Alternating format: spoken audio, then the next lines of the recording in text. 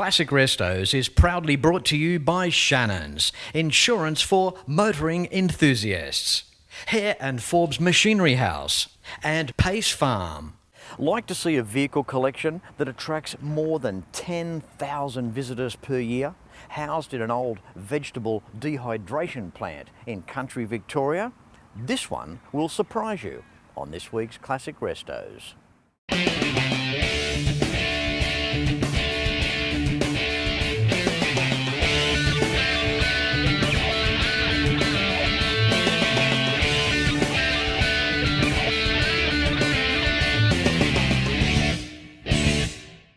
I believe we have to support automotive museums such as this as much as we possibly can. The main reason? Well, because here in Australia we simply don't have enough of them.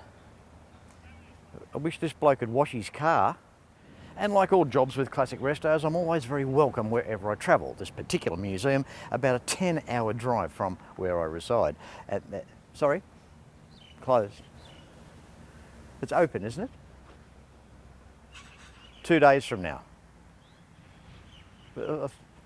Closed. Thought it was open today.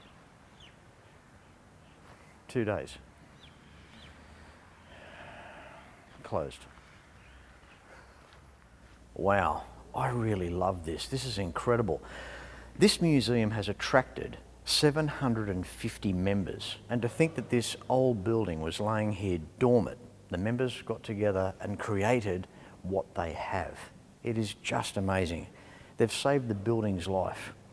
And what better thing could they have done but turn it into a museum of quality? Now, there's a lot of museums in the United States of America that I've been to, and to their credit, they're some of the best museums that you'll see. The quality here and the effort that's gone in is knocking on the door very closely to that same quality, which I think for regional Victoria is quite an accolade. How cool is this? An original golden fleece Bowser here in the museum. But it's actually a fridge. It's where the staff keep all their dairy and all the cold stuff, right? And I'm sure you'll agree that at $1.69 a litre, even that is pretty cheap milk. My name is Sue Lawrence and I'm the Secretary of the Gippsland Vehicle Collection. This is a wonderful old building that houses the Gippsland Vehicle Collection. We came into being in around 2003 when the Grand Prix rally came through Maffra, and the call was put out for cars to come and line the streets. The fellows were just absolutely beside themselves with the numbers of cars that showed up. And at a pub subsequent to that rally, as all good decisions are made, somebody said, wouldn't it be great if we could find a place where we could show these cars on a regular basis? And so the seed was sown. So the next thing was, well, where are we going to show these cars? This building that you're in was built in 1943. It was one of a number of these buildings that were established at that time. As the war or the government became concerned about Australia's safety with the bombing of Darwin and the escalation in our territory, in our area of the war, they put on a lot more troops, and of course they had to feed the troops. So there were a number of these buildings that were established at that time which dehydrated vegetables, which ultimately went to feed the troops. There's a lovely photograph on the wall here of the ladies there was about 14 that were employed originally, and they sat here and they peeled potatoes and all sorts of things. I had a digger come through one day when I was working here, and we were talking about the story, and he said the cabbage, he said it was just awful. He said the best thing about it was they used to dry it and then they'd roll it up and smoke it. And that was his fond memories of dehydrated food. We took over the building. We were very fortunate that it was owned then by a company called Murray Goulburn, who some of your viewers may have heard of. And they were prepared to let us have it for a peppercorn lease. It had sat vacant for probably the better part of 30, 40 years. Nestles took it over in 1956 and they used it to store a lot of their product. And then they fell into disrepair, or they were no longer interested in the property. It passed to Murray Goulburn, who used it for a little while for storage, and then, as I said, it just sat vacant. So when we took it over, it was home to every pigeon, rat, mouse, you name it. They all lived here. It took 2 years to get it from its state, to get it to the position that it's now, that it was able to have a display. And we finally opened for our first display in 2004, which was quite a momentous occasion. Since then, we have 3 displays a year now. They're all different themes. So at the beginning of a year, our executive decides on the displays for the year. At the moment, the display you have is Lost American Brands. That changes in July to Bygone British Marks. And in the latter part of the year, November, it is Cars That Changed the World. So quite a range there. The cars are lent to us, so we're not, we don't own any cars in our own right, and that enables us to continually change the displays. So if you haven't been for 4 months, there's something different for you. We're run by volunteers essentially, which makes us a little bit different to a lot of museums, and we have over 700 members now. So between the memberships and the volunteers, that provides us with sufficient income to continue to run. And in June last year, we were finally able to actually purchase the building. So that was, again, a huge milestone for us because it provides us with stability going forward. Since we opened, we've had over 110,000 visitors, and we average about 10 to 13,000 a year, which is pretty good given we're in a little country town here of 4,500 and we're not on the highway. So people have to actually digress to come and visit us, but thankfully they do, and we hope that they enjoy what they see. If you're in Melbourne, we're only 2.5, 3 hours up the highway, depending on whereabouts in Melbourne you live.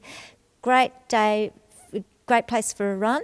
If you're in car clubs, we welcome car clubs all the time. Happy to host your club. We've got barbecue facilities, great kitchen facility if you want to have a luncheon inside.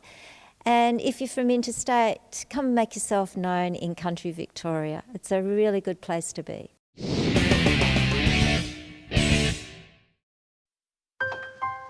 I spend a lot of time out here. The RT Charger's the real deal. An E49. Remember A-Charger? I've always got projects on the go, so Shannon's laid-up cover helps protect my restorations. I'm Mopar through and through.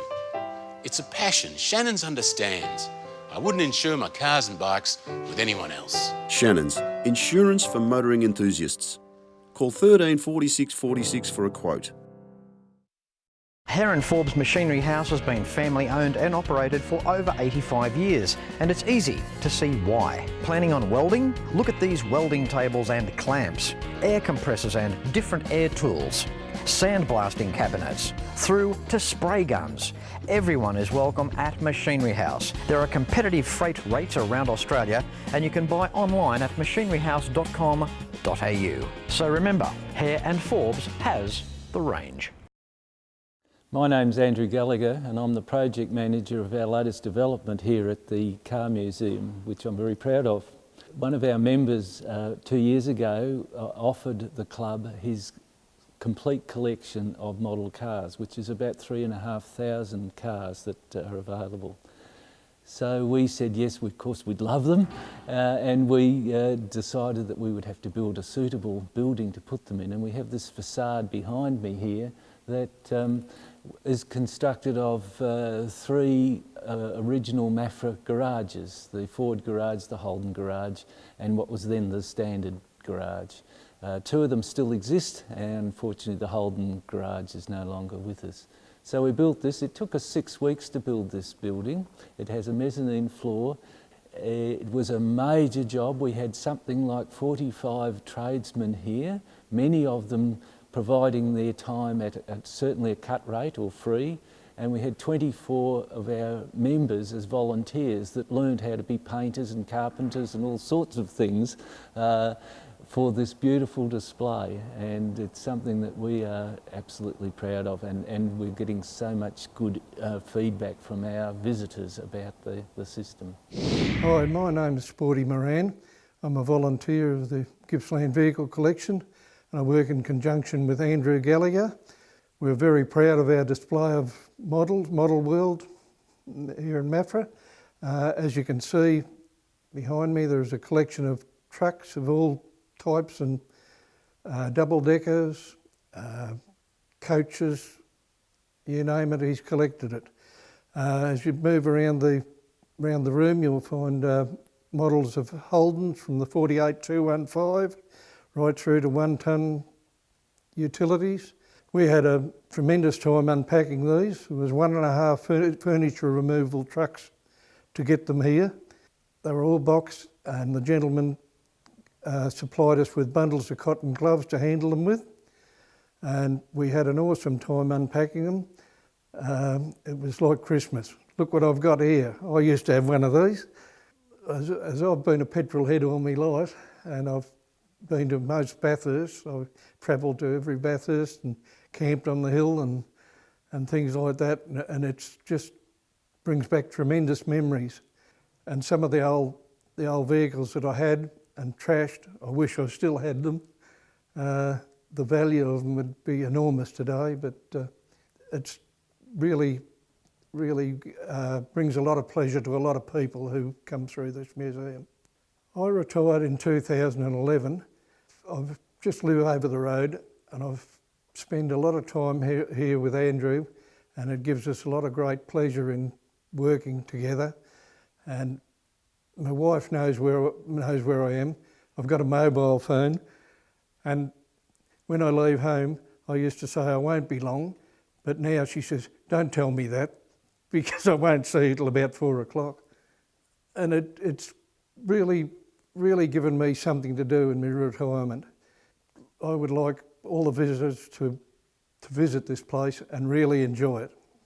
If you're the proud owner of a classic, it just has to be insured with Shannons. Why not pick up the phone and give Shannons a call for a quote and a chat on 134646. And if you are yet to discover the Shannons Club, there is so much cool stuff there for you to enjoy, as well as over 310 episodes of Classic Restos. For more information, visit shannons.com.au.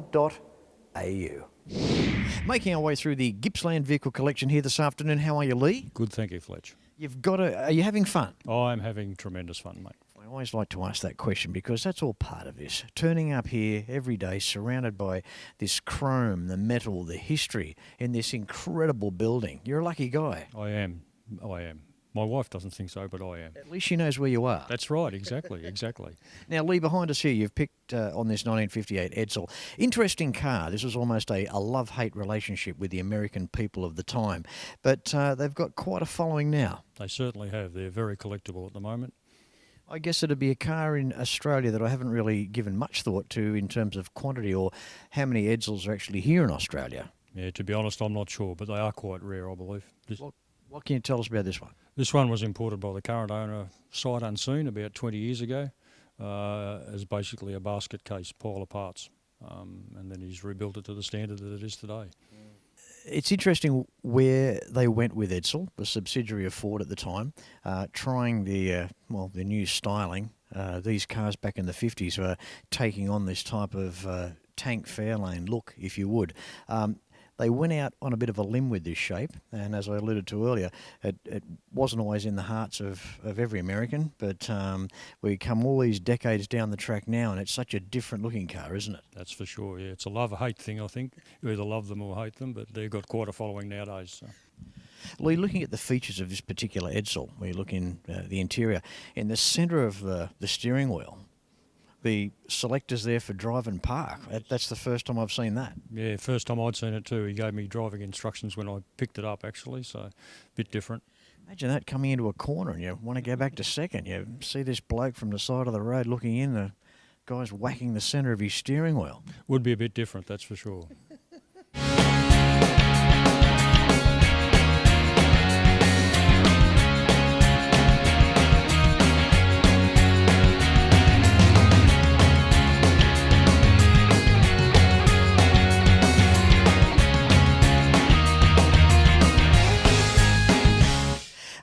how cool is this? A 1902 curved dash Olds. Wow. That's the one, yes. Very cool on a day like today. We are talking about the transition of the horse to the car back in these times. A 95 cubic inch engine producing 7 horsepower. What a time that must have been. I'd reckon you'd be well above it if you had one of those, that's for sure. Talk about technology back in the beginning of the last century. It would have been the element of trust as well. Do we get rid of the horse? Do we go to the machine? Will it be reliable? Will it let us down? That's correct. There was a lot of thought in those days, I think, when you read about it. The horse will stay forever, you know. These things, they're a flash in a pan and they'll disappear, but it hasn't happened, has it? Yeah, that's quite true. And we have to keep in mind too that it wasn't the average American person that would have been able to afford one of these. I mean, we would have been talking the upper echelon for sure. It wasn't a working class man's vehicle, was it? No, that's right. That didn't happen until Henry Ford got involved, did it? And what a philosophy that was of Henry Ford. Let's build a product that the world can afford, including all of my line workers. That's right. Yep, that's the one.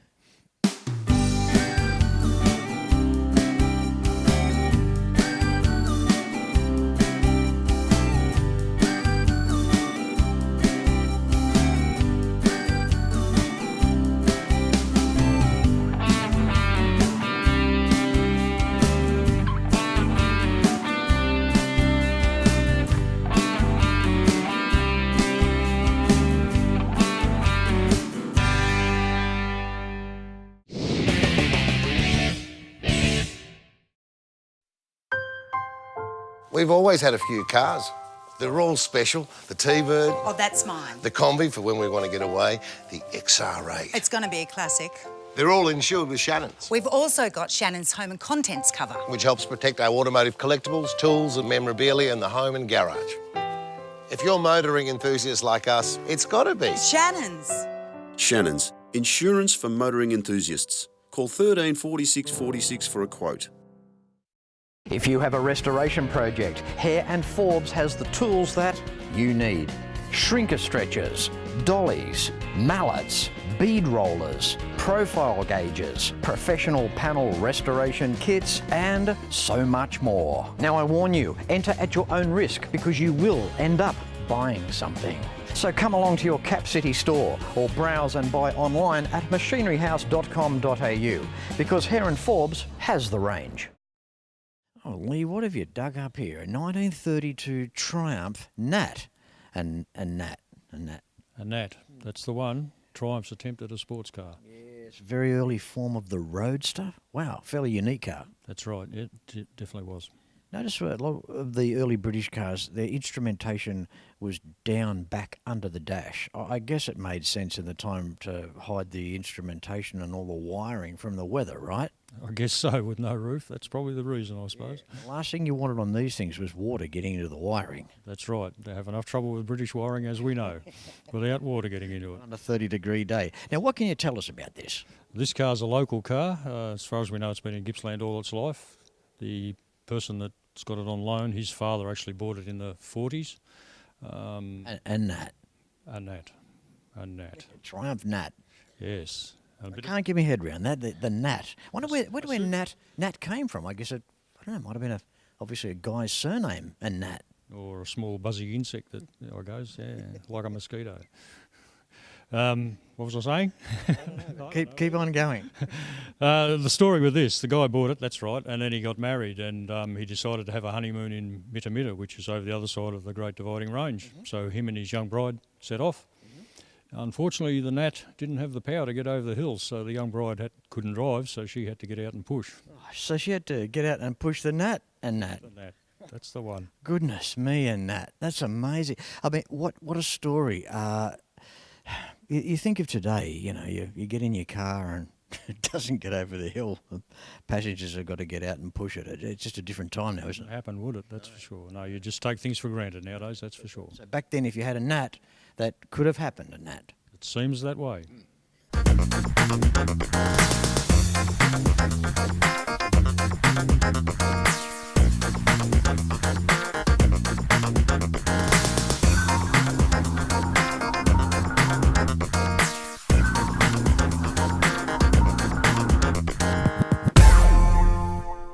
In Introducing the new Nat from £185. Low and fast, streamlined and perfectly proportioned, the Nat achieves distinction with the easy grace of the thoroughbred, and it literally hugs the road because of the low centre of gravity and correct distribution of weight. The specially tuned engine gives remarkable acceleration, and Triumph Lockheed hydraulic brakes ensure safety at all times and stop you occasionally. There are other Triumph Super 7 models from £162, Scorpion 6-cylinder models from £220. Call 3, your dealership, for more information. If you don't want one, surely there's somebody in your street that does. Lee, talking about an old bike. Found one here. Found one here, 1939 Levis, 600cc, single cylinder. Oh, don't leave us alone on this one. Stay with us. This is an incredible... It's the first Levis I've seen. Well, there you go. They're an upmarket bike in their time, not as common as your BSA and those type of bikes, but yeah, very nice bike. Casting our mind back to 1939, not that we were around then, but a big thumping single 600cc engine going on here. A Speedo, very optimistic at 120 miles an hour. That always fascinates me when I look at those Speedos.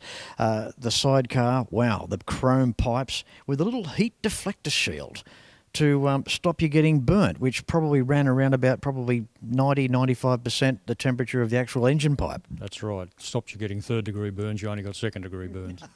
Absolutely. The history of this thing, the history on all this stuff just fascinates me. When we look at the across the handlebars of the bike, almost the Sturmey Archer gear levers from an old push bike there, maybe relating to retard with spark. Yeah, I think that's the case, and also got a decompressor on it by the look of it, so plenty of things to play with while you're riding. Where did this one come from?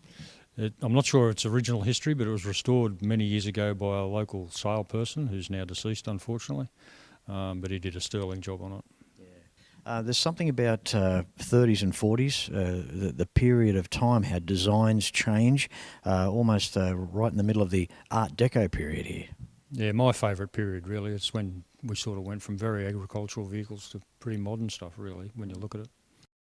We look at the suspension systems too, and how archaic they are. We've got a frame here that's just one centre spring right up to the handlebar there, sitting behind the headlight. I suppose back in 39, if you got onto this bike, off a bike that would have been made 15 years prior, this would have been like a dream machine. That's correct. A lot of bikes didn't have suspension in those days, the rigid frame ones, so it'd be luxury. And speaking of the spring up behind the headlight, let's have a look at the headlight, a big frosted unit. It wouldn't have been that bright as it was. I wonder why they frosted it to make it even a little bit dimmer. I don't really know. I think most headlights in those days were so someone could see you coming rather than you see where you were going, I think. So. And how cool's the sidecar? Yeah, the dusting sidecar, yeah, very cool. Dusting? Dusting. No. You want me to dust it? No, it's a dusting sidecar. Oh, I'm sorry. Sorry, it's the brand of the damn thing. A dusting sidecar, right. So did Dusting make the sidecars, obviously, then put that on offer for bike manufacturers? Yes, that's right. Okay. Yep. They later became Dustings of Burwood, which were, I believe, a Holden dealer, I think, from memory. So they moved into car sales. Yep. Yeah, see, how unique is that? That's something else that we forget about. A company by the name of Dusting making sidecars. Obviously a massive market back in that time. Yeah, the 30s was big because you could carry someone in relative comfort without having to own a car, which was unaffordable for most people. So.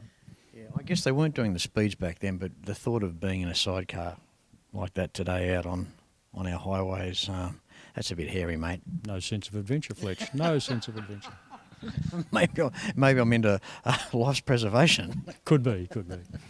Now, Lee, the shape of the headrest on the sidecar, what's going on there? They tell me that it's designed for taller people, which was probably about 4'8" by the look of it, but it was also designed to stop dust being drawn up into the sidecar. So you were pretty right with your dusting bit. Yeah.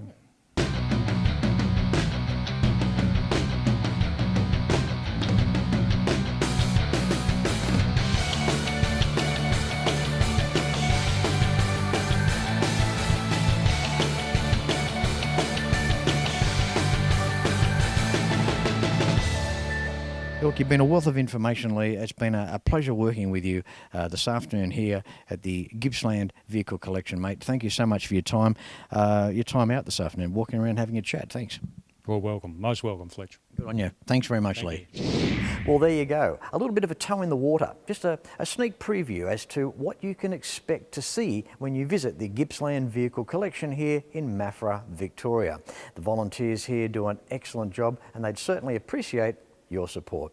As I say at the end of every episode of Classic Restos, no matter where you're watching the show from, until next week, please ride and drive safe. I'm Fletch and I thank you very much for watching.